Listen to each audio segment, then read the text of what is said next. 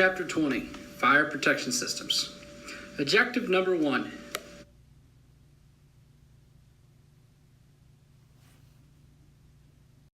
Describe fire alarm systems. Fire alarm systems alert occupants and other parties of an emergency condition. They provide notification of emergency conditions to building occupants, possibly local response organization. All of these requirements are established by authority having jurisdiction. Alarm system components. Fire alarm control panels you should know about. And these fire alarm components contain electronics that monitor fire alarm system. They serve as the brain for the alarm system. They receive signals from the alarm initiating devices. They process signals. They produce output signals. They power the fire alarm circuits directly connected to the panel.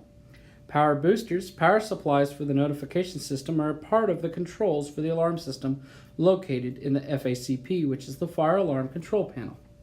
Other functions: control of the remote annunciator panel, operation of relays that capture recall elevators, and public address mass notification systems.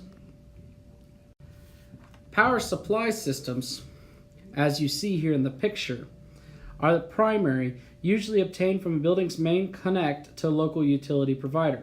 If interrupted, alarm signal must be activated. Secondary systems ensure system will operate even if the primary fails. Sources can include batteries with chargers, auxiliary generators. Initiating devices. Initiating devices may be manually operated or automatic. Automatic sends presence of products of combustion other than hazardous conditions. They send signal to the FACP. It may be hardwired or connected over special radio frequency. Notification appliances, activated by control unit once initiating device sends signal to the FACP. This system may include ability to send signal to Central Alarm Monitoring Center or directly to the fire department. There's going to be a lot of local devices like bells, buzzers, horns, recorded voice messages, strobe lights, and speakers.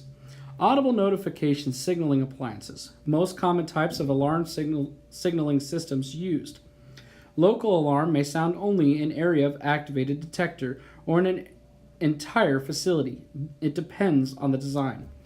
Notification appliance categories. There are audible, which are approved sounding devices, horns, bells, and speakers that indicate fire or emergency condition. There are visual, approved lighting devices, strobes, or flashing lights that indicate fire or emergency condition. Textual, visual text or symbols indicating fire or emergency condition. And finally, tactile, indication of fire or emergency condition through sense of touch or vibration. The Fire Command Center consolidates all fire protection system controls for structure in one room. It allows systems to be monitored and controlled as needed. This may include a fire alarm control panel, a smoke control station, fire pump status indicators, emergency elevator controls, emergency communication systems, spare sprinklers, fuses, building plans, system diagrams. Now, what are the basic components of an alarm system? As you read in 1178 through 1181, you'll find the answers for basic components of an alarm system. But the basic components are the types of alarm signaling systems. They protect the premises, which is the local. It's designed to provide notification only to building occupants on immediate premises. When allowed, no automatic off-site reporting. It may be activated manually or automatically. May be capable of alerting of supervisory or trouble condition. Ensure service interruptions do not go unnoticed. Basic types. A non-coded alarm. A simplest type of local alarm. All alarm signaling devices operate simultaneously. The signaling continuously until the FACP resets. It's not capable of identifying initiated device that triggered. Only practical in small occupancies. 2. Zoned enunciated alarms. Enables responders to identify general location of alarm activation. Alarm signaling devices are arranged in zones, each with own indicator light or display. Indicators on FACP illuminate for particular zone, giving responders better idea of where problem is located. 3. Addressable alarm systems. Display location of each initiating device on FACP or annunciator panel. Responder can pinpoint specific device activated, reduces amount of time needed to respond. Allow for quick location and correction of malfunctions in the system. Supervising station alarm systems. Remote location monitored continuously. Auxiliary alarm system. Connected to municipal fire alarm system. And this is what you're seeing here in the picture. Then a local energy system has own power supply, ability to transmit during power interruption, depends on the design of the system. A shunt system, municipal alarm circuit, extends into the protected property. Proprietary systems. Used to protect large area, each building has own system wired into common receiving point in a separate structure. 2. Trained personnel, say staff, receiving station, should be able to automatically summon fire department response. Central station systems, monitored by contracted services at receiving point, required to have the ability to quickly remedy issues within the system. Finally, remote receiving systems are not connected through municipal alarm box systems. They're connected by other means, telephone line or dedicated radio frequency. Do not incorporate use of a runner service.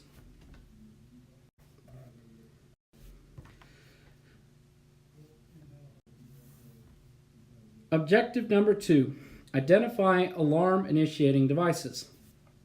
Alarm initiating devices identify presence of fire or products of combustion that send signal to alarm system, and the type used depends on the type of occupancy and contents. Pull stations. Pull stations, which are the devices that allow occupants to initiate fire signaling systems. Required to be read with white lettering, must specify what device is, how it is used, may be reset by firefighters or may be required building owner representative. Heat detectors activate when temperature in monitored area reaches predetermined threshold. Fixed temperature activate when heated to temperature for which are rated. They are installed in the highest portion of the rooms and should have activation slightly above highest temperature normally expected. They're least prone to false activations, and depending on installation, location can be slowest to activate. Activation mechanisms. Expansion of heated material, melting of heated material, or finally changes in resistance of heated material.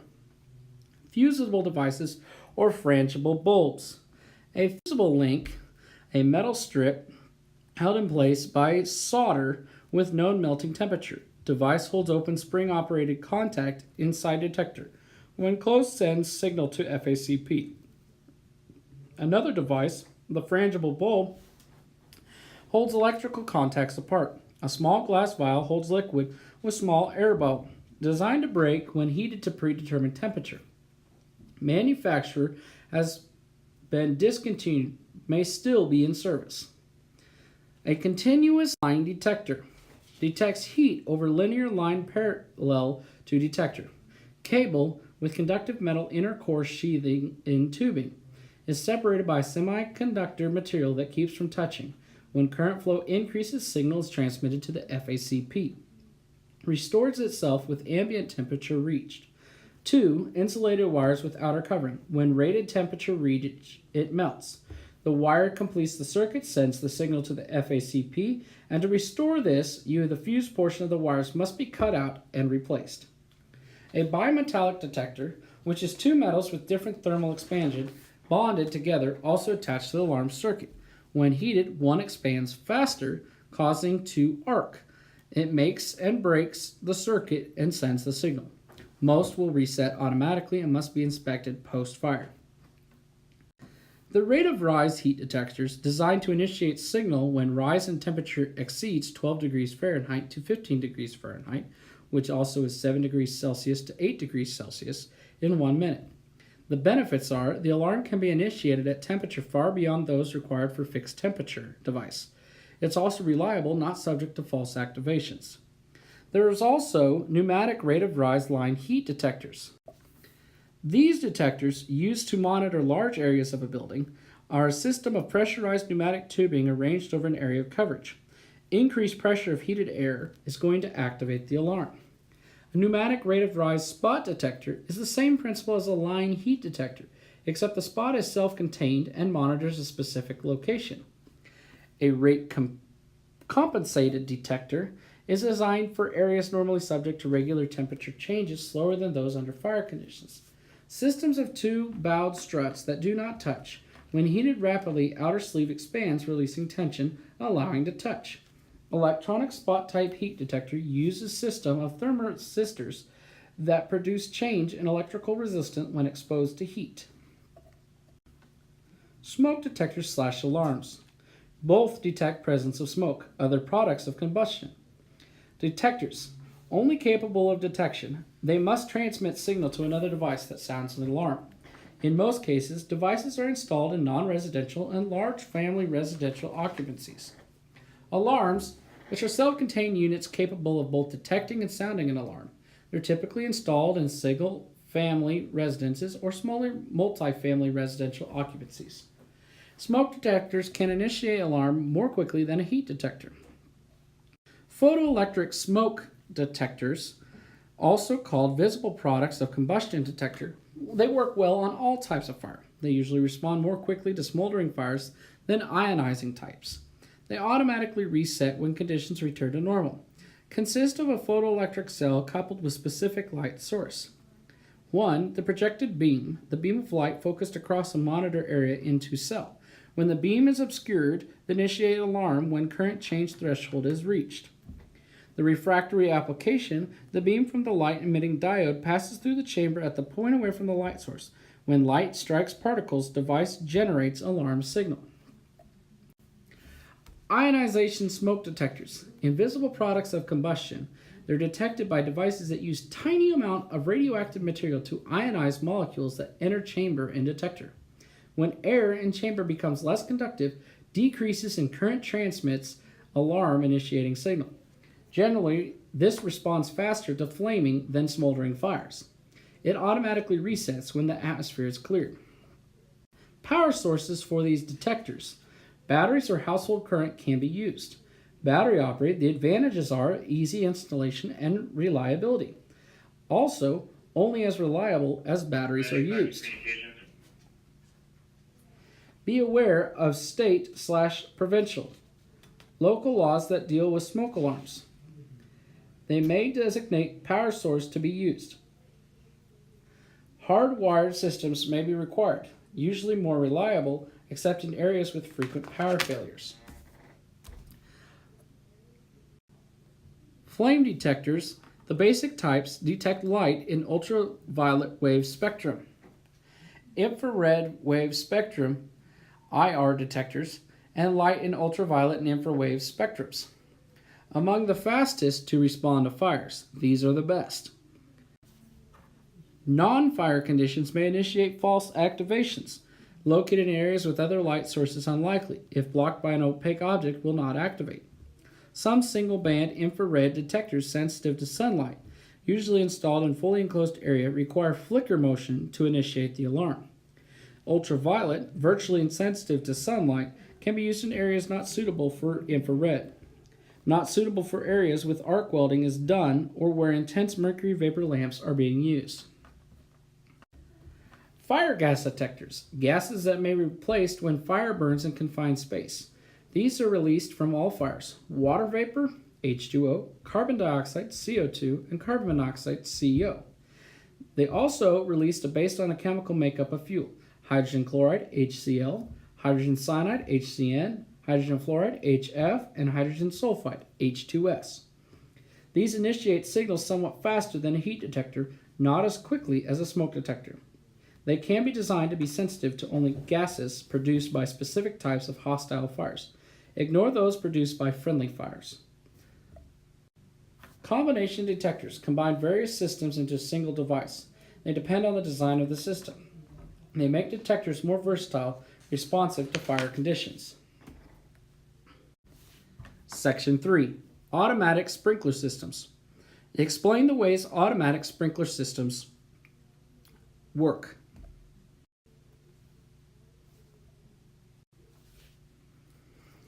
Automatic sprinkler systems, integrated system of pipes, sprinklers, sprinkler heads, and control valves.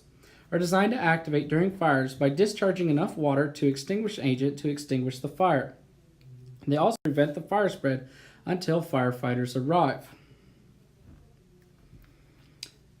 Systematically arranged to adequately distribute enough water or agent in a protected area may extend from exposed pipes protrude through ceilings or walls from hidden pipes.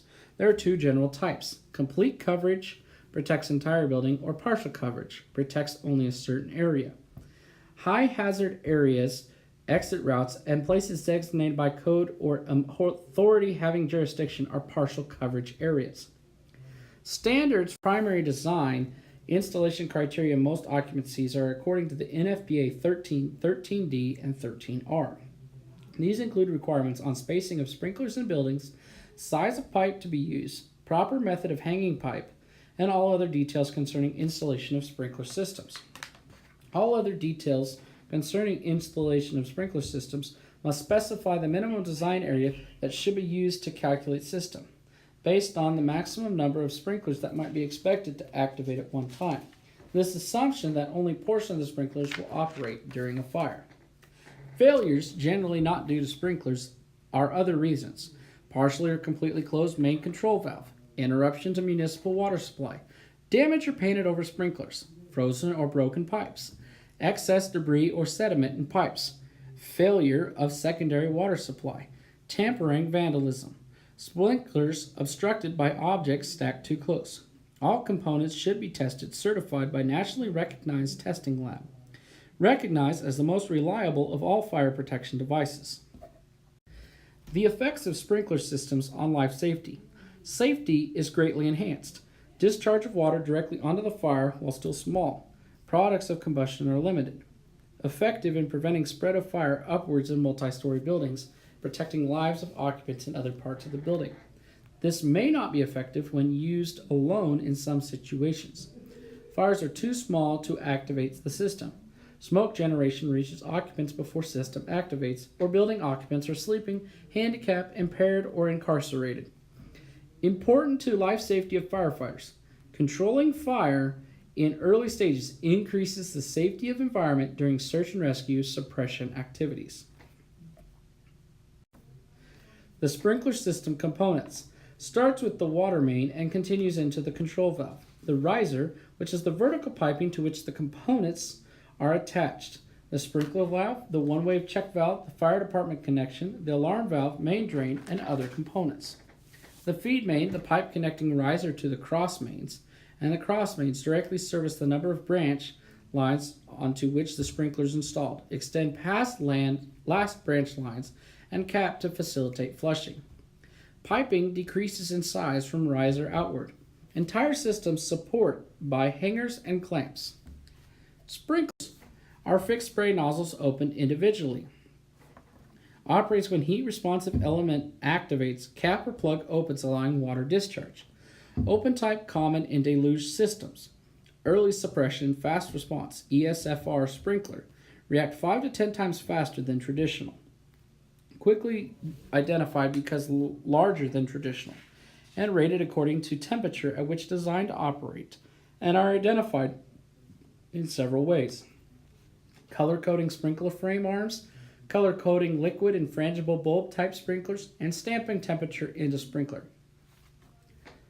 Common release mechanisms all open in response to heat.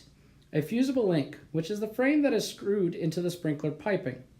A link melts under heat from a fire releasing water.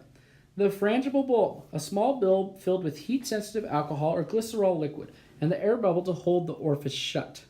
The heat expands the liquid until the bulb shatters. The valve cap releases, and the water flows. A chemical pellet. The valve cap held in place by a plunger, the small pellet made of solder. The pellet melts, releasing pressure, which then follows with opening the valve. There are also sprinkler deflectors. These discharge a pattern of water. These patterns vary depending on style, selected based on occupancy risk factors, and direct the flow downward, controls fire more quickly, and protects structural elements effectively. Orientation types. You have upright, pendant, sidewall, concealed, flush, recessed, and in-rack. Upright deflects spray downward in a hemispherical pattern and cannot be inverted, typically used in dry systems. A pendant breaks water into a circular pattern of small droplets directed downward, used where impractical or unsightly to use upright. Sidewall discharges most of the water to one side, used when necessary to install on a wall at the side of a room or save space. A concealed, hidden by removable decorative color that releases when exposed to a specific heat level. Flush, mounted in the ceiling with the body of a sprinkler, including a threaded shank above plane of the ceiling. A recessed sprinkler installed in the housing within ceiling of a compartment or space, all or part of it other than the threaded shank in the housing. And finally, an in-rack incorporates protective disc that shields heat-sensing element from water discharged from sprinklers above. Sprinkler storage. The cabinet location, usually installed near a riser water control valve, may be found in the Fire Command Center. Contain a minimum in accordance with NFPA 13 of 6 sprinklers and a sprinkler wrench. Responsibility for changing depends on the jurisdiction.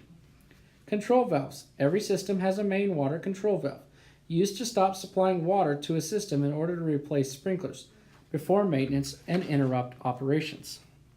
Most are indicating valves, which are manually operated.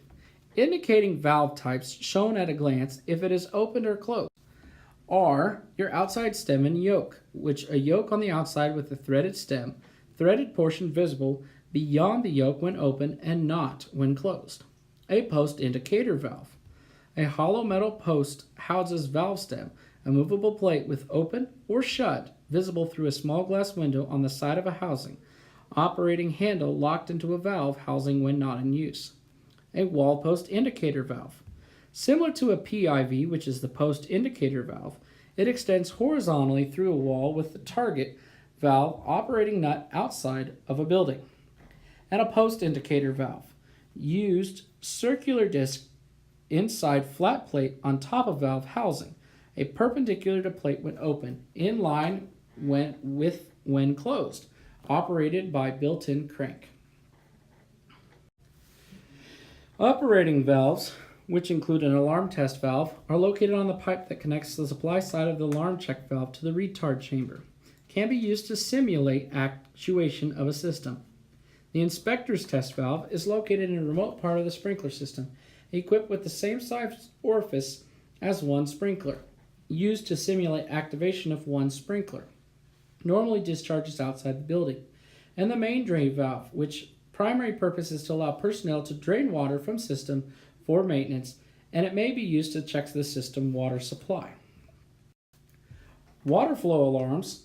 The water flow device initiates alarm when water begins to flow in system. This consists of a vane or paddle that protrudes into a waterway. It's connected to a switch on the outside of the riser, which initiates the alarm when the vane moves. It must be thin and pliable so to flatten against the riser, providing a clear waterway.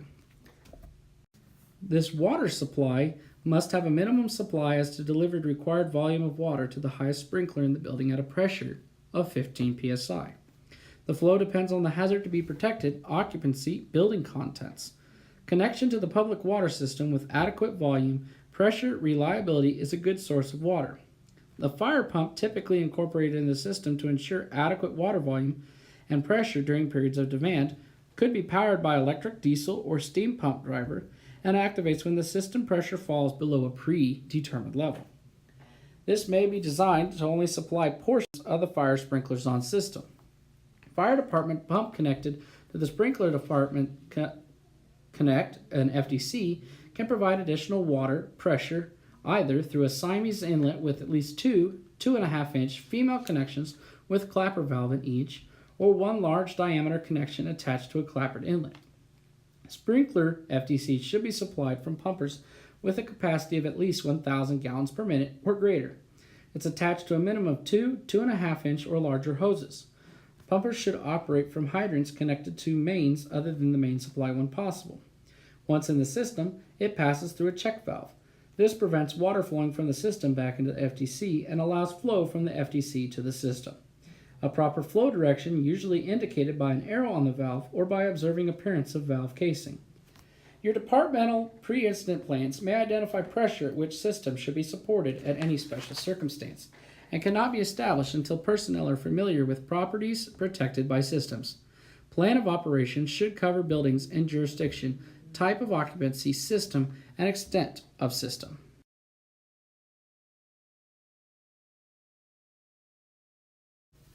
Types of sprinkler systems. You have wet pipe systems, also known as a straight stick, used in locations where temperatures remain above 40 degrees Fahrenheit. The simplest type generally require little maintenance, contains water under pressure at all times, and connected to a public or private water supply, so will immediately discharge water spray and activate the alarm. This includes a minimum alarm valve, OS&Y valve, and fire department connection. May also have an electronic water flow alarm. It may be equipped with a retard chamber as part of a check valve and catches excess water sent during momentary water pressure surges. A dry pipe system used in locations where piping may be subjected to temperatures below 40 degrees Fahrenheit. All pipes are pitched to help drain water back toward the main drain. Air or nitrogen under pressure replaces water in sprinkler above the dry pipe valve. Air escapes first when sprinkler activates. Have larger surface area on the air side of the clapper than the water side. Required air pressure usually about 20 psi above trip pressure. Normally, air pressure gauge reads at air pressure lower than water pressure. If gauges read the same, then system tripped. Water has entered the pipes. Valve must be located in the heated area of the structure, maintained at a temperature of 40 degrees or greater. Equipped with either electric or hydraulic alarm signaling equipment. In a large system, it may take several minutes to expel the air. A quick opening device required in systems with over 5,000 gallons capacity. They also have an accelerator, which redirects system air to accelerate opening of dry pipe valve, and an exhauster, which expels air from the system quickly.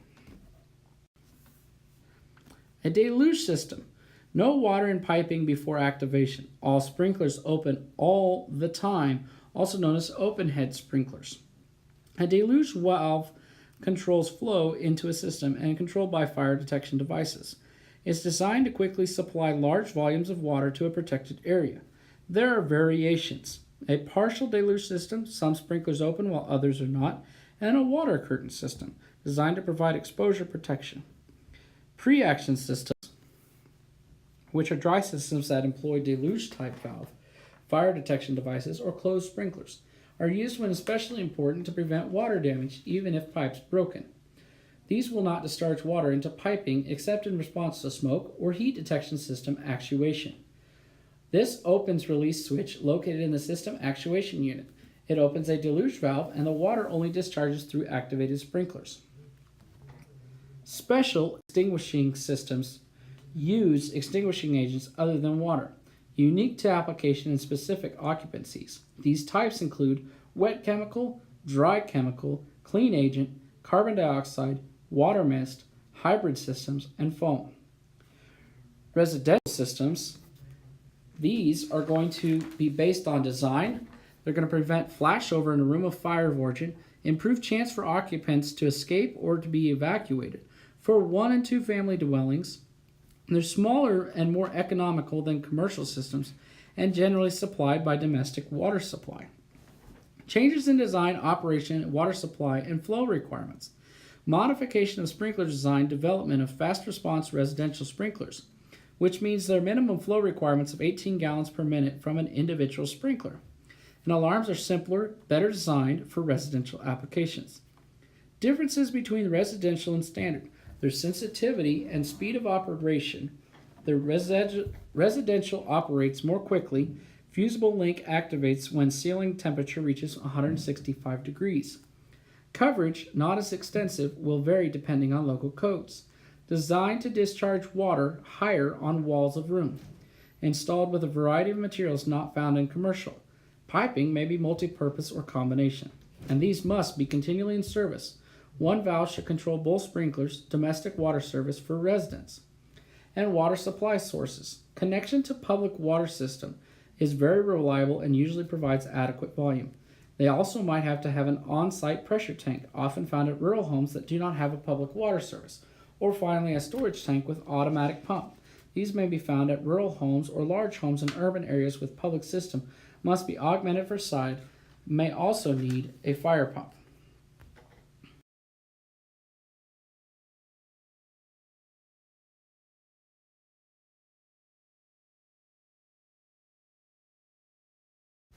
Section 4. Standpipe and hose system. Standpipe and hose systems are designed to provide means for rapidly deployed fire hoses operating fire streams at locations remote from fire apparatus. Value. In large area, one-story structures reduce time, effort needed to manually advance hose line to reach the seat of the fire. During overhaul, they reduce the amount of hose needed to reach areas already controlled by sprinklers. In high-rise buildings, primary means for manual extinguishment, overhaul of fire, and essential in building design. May be operated by firefighters or residents, depending on design. Water supply may be provided by fire department or augmented with an FDC. This may be part or separate from automatic sprinkler, water spray, water mist, or foam water system. These do not take the place or lessen need for automatic sprinkler systems.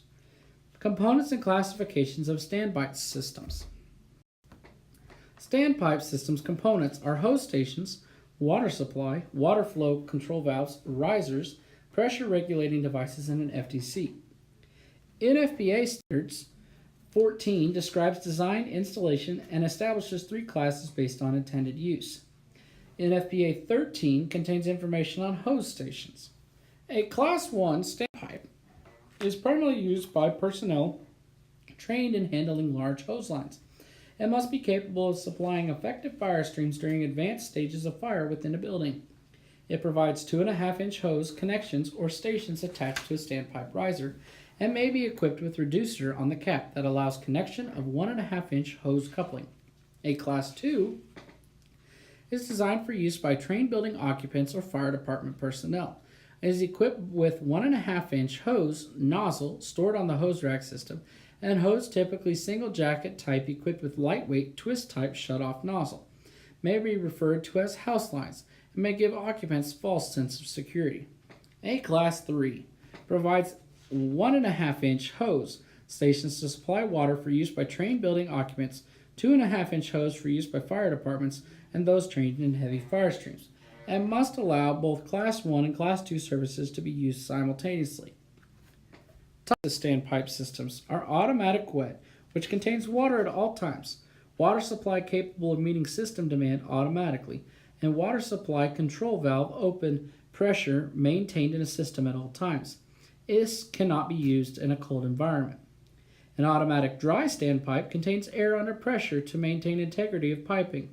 Water is admitted to the system through dry pipe valve upon opening of a hose valve. These have permanently attached water supply, the disadvantage of a greater cost and maintenance requirements. A semi-automatic dry system, a system that is attached to a water supply capable of supplying system demand at all times. This requires activation of control vices to provide water at hose connections, designed to admit water into a system when dry pipe valve is activated at hose station.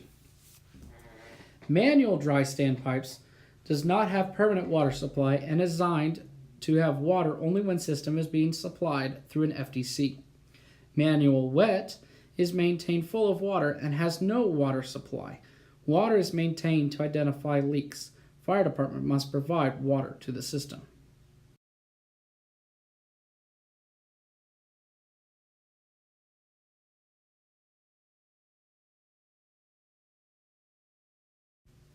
Section 5. Smoke Management Systems. Smoke management systems' purpose is to remove smoke and or control spread. This may reduce injuries, fatalities due to smoke inhalation, property losses due to smoke damage, and their functions, maintaining tenable environment in the area of egress during time required for evacuation, controlling, reducing migration of smoke from the fire area, and providing conditions outside the fire zone that will assist emergency response personnel in conducting search and rescue operations, and also assist in locating and controlling the fire, contributing to protection of life, reduction of property loss. These systems include compartmentation, pressurization, exhaustion, ejection, dilution, buoyance elements, smoke barriers, exhaust fans, and vents. Smoke control, any effort to change pressure in spaces adjacent to fire area or to compartmentalize exhaust smoke from area of origin. Smoke control strategies are different strategies: passive, compartmentation, pressurization, zoned, dilution, exhaust, and opposed airflow. Dedicated smoke control systems intended specifically listed for smoke control purposes allow for separate air movement distribution, do not function under normal operating conditions, only when activated. Advantages: operation control generally simpler than other systems. Modification of controls during system maintenance is less likely to occur. It is less likely to be affected by modification or failures of other building systems. Non-dedicated, those that share components with other systems. Activation causes to change mode of operation from heating cooling to smoke control. Advantages are the less chance for component failure due to regular use maintenance, lower cost, and less space needed for mechanical equipment. The disadvantages are elaborate nature of system control, possibility of modification that might affect function. All features may not be exercised in day-to-day operations. The types of smoke control systems and methods. Passive systems. Barriers with sufficient fire endurance to provide protection against fire spread.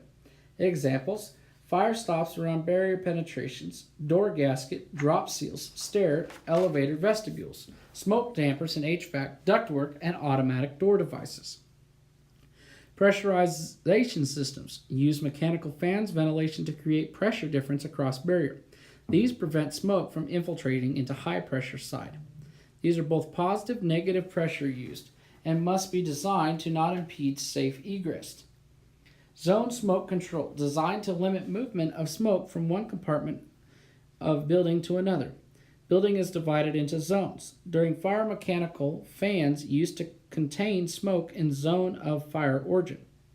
Each floor may be separated into smoke control zone. The zone can be multiple floors or division of a single floor. All non-smoke zones or those adjacent to the fire may be pressurized. Dilution. Systems may be designed to dilute contaminants, fresh air dilutes to acceptable level for breathing. Exhaust method uses mechanical ventilation along with properties of smoke to collect smoke at the highest point in a large space. This should allow smoke to be maintained at a level 6 to 10 feet above highest occupied floor. Opposed airflow method. Used in large spaces where smoke migration is limited by opposed airflow. High velocity air aimed at an area of origin keeps smoke from migrating into unaffected areas. This must not result in airflow toward the fire, and used in subway, railroad, and highway tunnels. Firefighter Smoke Control Station, FSCS, provides full monitoring, manual control of all smoke control systems and equipment. This can be used to control all smoke control equipment or zones. When practical, it should allow control of individual zones, and should be located in the Fire Command Center or other location approved by authority having jurisdiction. Only authorized individuals should have access, and should contain building diagram. Clearly indicate location of all smoke control equipment as well as areas affected. Status of systems equipped should be clearly indicated. Manual override switches should be provided to restart or shut down operation of equipment.